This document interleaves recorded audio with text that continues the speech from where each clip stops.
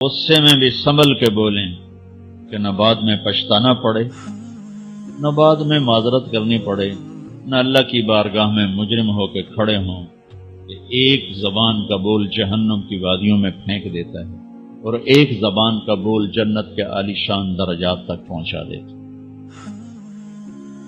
اس کو غیبت سے صاف کر۔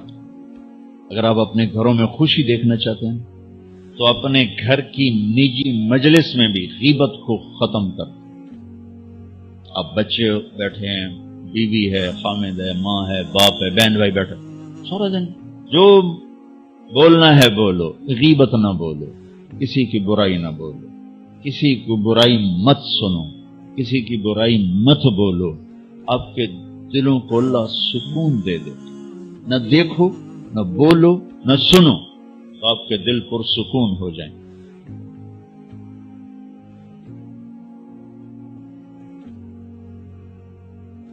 جو چیز مارکیٹ میں کم ہوتی اس کا ریٹ بڑھ جاتا۔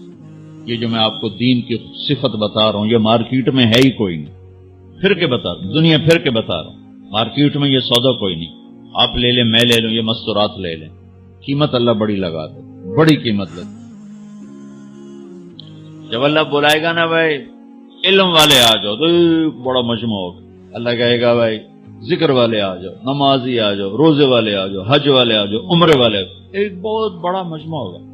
جب اللہ کہے گا زبان کی حفاظت والے آ جاؤ، اچھے اخلاق والے آ جاؤ، تو ہمارے پنجابی کہتے ہیں ٹاما ٹاما کوئی اٹھے گا تو کوئی اٹھ کے دکھائی دے گا۔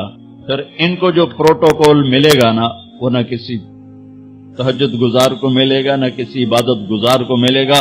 ان کی نبیوں کے بعد ان کی شان ہوگی، نبیوں کے بعد ان کی شان ہوگی کہ یہ مارکیٹ میں سودا ہے ہی نہیں۔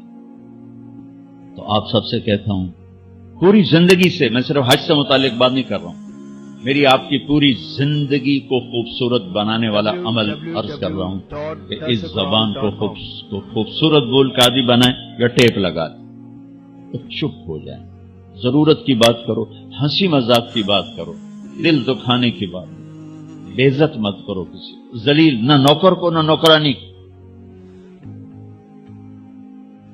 کہ ہمارا سارا معاشرہ ہائپر ہے، ذرا سی بات ٹھو ٹھو ٹھو ٹھو